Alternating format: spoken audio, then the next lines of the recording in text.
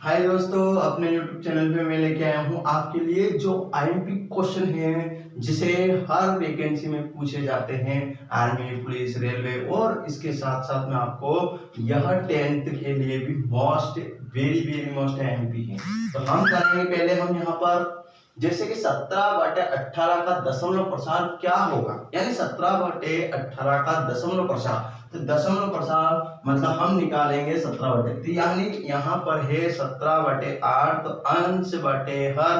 तो हम दशमलव प्रसार निकालने के लिए हमें क्या करना होगा कि दशमलव मतलब अंश हर में हम एलसीएम देते हैं। तो यहाँ पर हम अगर एलसीएम देंगे 8 में जिस प्रकार से, तो 2 का तो यहाँ पर 4, फिर 2, फिर 2, फिर 2, ये 1। तो यहाँ पर आएगा 17/2 इंटू 2 इंटू 2, यानी यहाँ पर 17 की घात 2 की घात कितनी हो गई बेटा, 2 की घात 3। अब यहाँ पर हमें आवश्यकता किसकी है, 5 की। तो यहाँ पर 5 की घात 0।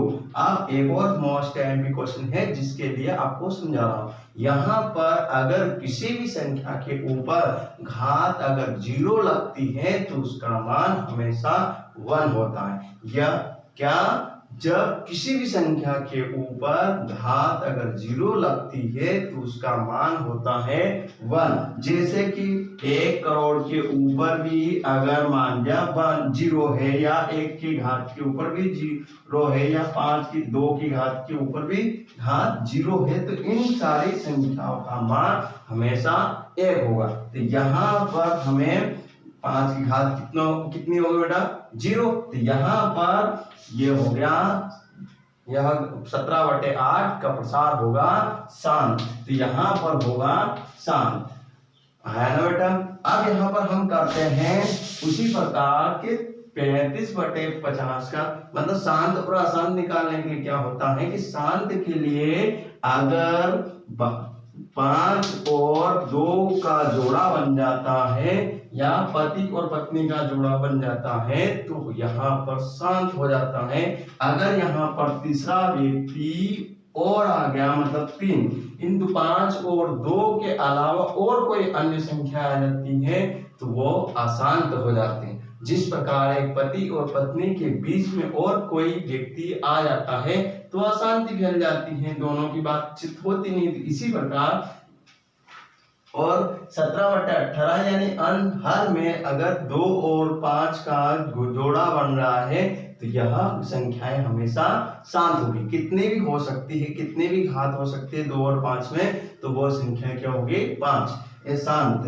अब यहाँ पर हम करेंगे 35/50 क्या होगा, तो 35/50 का हम निकालते हैं इसकी शांति। क्या शांत, यहाँ से 5 का देंगे, 5 आता 35 और 50 में 5 50।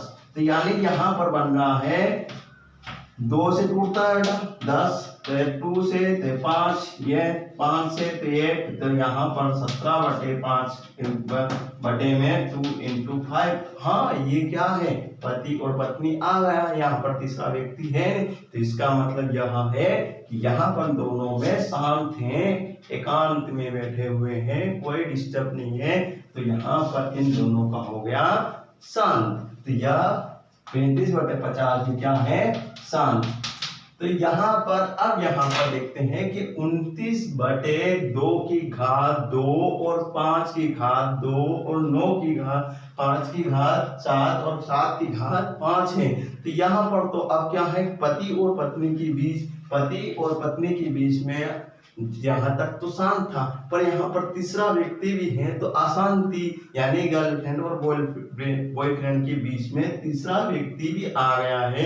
इसका मतलब कोई आंगन में अगर पति और पत्नी, बॉयफ्रेंड और गर्लफ्रेंड अगर बैठते हैं, वहां पर तीसरा व्यक्ति आके बैठ जाता है तो उनमें क्या हो जाती है, अशांति।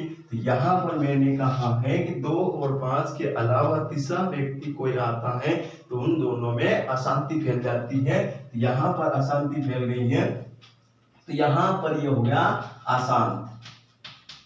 उसी प्रकार अब हुआ ना, अब यहाँ पर करते हैं क्वेश्चन चौथा दिया गया है कि 12, 15 और 21 का एचसीएफ निकालिए। अब एचसीएफ कैसे निकालते हैं, महत्तम समावर्तन कैसे निकालते हैं, तो यहाँ पर हम करते हैं 12, 15 और 21। तो हम यहाँ पर निकालेंगे 12, 15, 21 का एचसीएफ। तो यहाँ पर 2 से देते हैं तो 6, यहाँ से 2 से देते हैं तो 3, यहाँ पर 3 से देते हैं तो 1, अब यहाँ पर 3 से देते हैं तो 5, यहाँ 5 से देते हैं तो 1, और यहाँ पर 3 से देते हैं तो 7, यहाँ पर 7 से देते हैं तो 1। अब एचसीएफ का मतलब होता है कि तीनों में वो डिजिट पाया जाना, यानी जो भी यहाँ पर 2 है तो 2 है क्या नहीं, यानी तीनों में ऐसी संख्या पाया जाना जो तीनों में मिलती जा सके या एलसीएम उसका गया है 3। तो यहाँ पर क्या है कि 2 का एलसीएम गया क्या नहीं, 2 का गया क्या नहीं, तो 3 का गया है। तो यानी यहाँ पर n का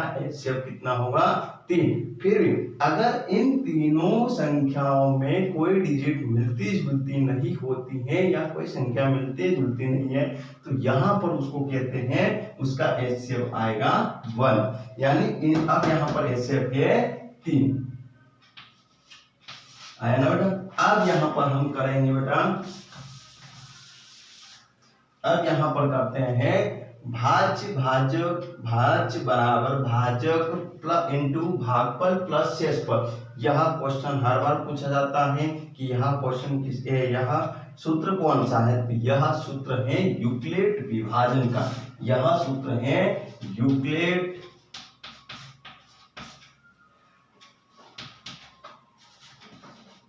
विभाजन एल्गोरिथम का। आया ना अपने YouTube चैनल पे आसान ट्रिकों में। आप यहाँ पर इसका होगा भाज्य बराबर भाजक इंटू भागफल प्लस शेषफल का यह यूक्लिड विभाजन एल्गोरिथम का फार्मूला है। तो अब इसको यहाँ पर ये इंग्लिश में कैसे लिखेंगे इसको, तो ये a बराबर बी क्यू प्लस आर, यानी भाज्य बराबर भाजक इंटू भागफल प्लस शेषफल।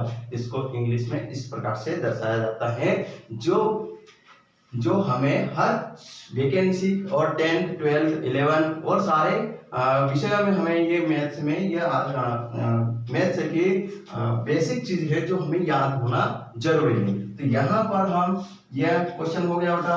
अब यहाँ पर क्वेश्चन करेंगे 2 क्रमागत धनात्मक संख्या का गुणनफल सदैव क्या होता है। यह क्वेश्चन भी हर बार आपको आर्मी और पुलिस में पूछा जाता है, तो यहाँ और 10th में तो अवश्य ही है, और ये बेसिक चीज है जो हमें बेसिक आवश्यकता है कि हमें याद होना जरूरी है। तो यहाँ पर हम करेंगे 2 क्रमागत धनात्मक संख्याओं का गुणनफल सदैव क्या संख्या क्या होती है। तो 2 क्रमागत संख्याओं का धनात्मक होता है, तो यहाँ पर होगा क्या क्रमागत, तो यहाँ पर क्रमागत संख्याओं का गुणनफल होगा सम संख्या। क्या होगा बेटा सम, तो यहाँ पर ये हुआ सम, या इसका हो सकता है सम, है ना। अब यहाँ पर हम क्वेश्चन करेंगे 7वां कि संख्या √5 एक संख्या क्या है। यह भी बेसिक है जो हमें याद होना जरूरी है। तो यहाँ पर √5 क्या है, तो यहाँ पर अगर रूट लग गया किसी संख्या के ऊपर, तो यह अपरिमेय संख्या कहलाती है। यानी किसी भी संख्या के ऊपर रूट लगता है तो वह अपरिमेय रूप होता है। ऐसा नहीं कि जिस प्रकार से 4 का तो वर्गमूल होता है 2, यह तो एक परिमेय संख्या है। तो उसी प्रकार जिसका आधा अधूरा, यानी यहाँ पर रूट का वर्गमूल निकालते हैं तो किसकी जरूरत है 5 में 5 की, यानी ये आधा अधूरा है, इसलिए वो अपरिमेय होता है। हम उसी प्रकार और 4, 5, 6, 7, 8, 9 जो भी होते हैं वो परिमेय संख्या होती है, क्योंकि यहाँ पर 4 के बटे में 1 है, तो यह संख्या परिमेय संख्या होती है। तो उसी प्रकार अब करेंगे संख्या 4/3 एक क्या संख्या है, तो 4/3 एक अपरिमेय संख्या है कि जो बटे वाली संख्या या होती है उसे परिमेय संख्या कहते हैं। जो रूट में वाली संख्या होती है, जिसका वर्गमूल नहीं निकलता है, उसको अपरिमेय रूप में दर्शाया जाता है। तो हम इसको परिमेय रूप में दर्शाया जाता है, तो इसको परिमेय कह सकते हैं। अब यहाँ पर है 135 और 225 का एचसीएफ क्या होगा, तो हम वापस एचसीएफ निकालेंगे 135 और 225 का। तो यहाँ पर हम 135 और 225 का तो एचसीएफ निकालेंगे। यहाँ पर 5 है।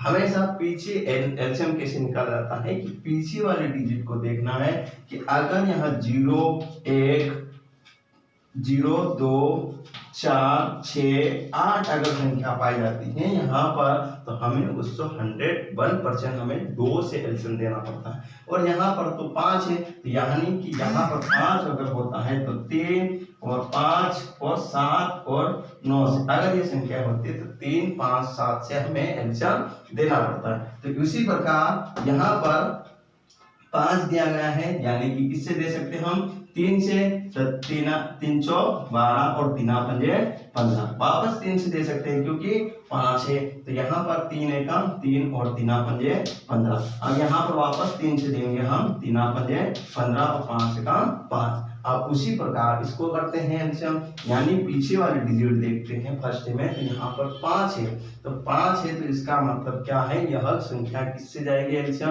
3 या 5 से।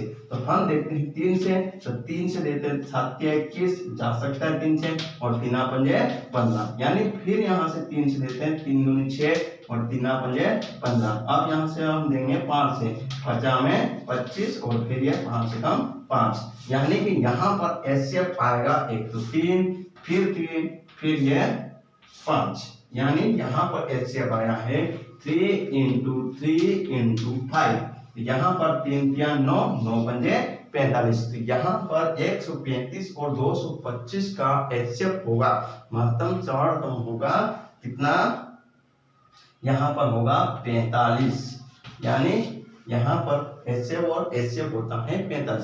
तो उसी प्रकार अब हम करेंगे हर क्वेश्चन आगे और भी जो आपको आसान हो और आपको आसानी से आप किसी भी क्षेत्र में और किसी वैकेंसी में कर सकते हो। तो इसके लिए आपको पहले YouTube चैनल पर सब्सक्राइब, बेल आइकन और साथ साथ में मुझे कमेंट करके जरूर बताइए यह ट्रिक हमें अच्छी लगी या ये क्वेश्चन अच्छे लगे, जो हमको जो कभी याद नहीं था वो आपको याद करवा दिया। और अगर आपको याद भी है तो आपको कम से कम मैंने आपको आपके रिवीजन करवा दिया। तो यहाँ पर मैं आप एक और क्वेश्चन है 140 का एलसीएम। तो 140 का गुणनखंड तो हमेशा 140 ही होता है, क्यों कि 140 का एलसीएम होता है 2 से गया 70, फिर 2 से देते हैं 35, फिर यहाँ पर 5 से देते हैं तो 7, उन्हें 7 से देते हैं तो 2 दूनी 4, 4 दूनी 20, 20 140। यहाँ पर होगा इसका एलसीएम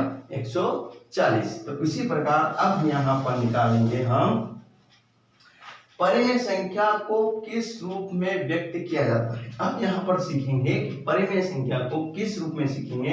तो मैंने यहाँ पर करवा दिया है कि परिमेय और अपरिमेय को किस रूप में व्यक्त किया जाता है। तो आप चाहे तो आप ये भी लिख सकते हो और चाहे तो आप अपने हिसाब से। तो यहाँ पर हम कर सकते हैं कि अपरिमेय संख्या किस रूप में व्यक्त किया जाता है। तो अपरिमेय संख्या हमेशा √5 p के रूप में व्यक्त किया जा सकता है। यहाँ पर ऐसी जरूरी नहीं है कि p लेते, आप इसको संख्या भी परिवर्तन कर सकते हो कि यहाँ पर आप कर सकते हो 5 भी ले सकते हो, 2 भी ले सकते हो, यहाँ पर 6 भी ले सकते हो कि यहाँ पर पूर्ण आधा अधूरा हो और उसका वर्गमूल ना हो।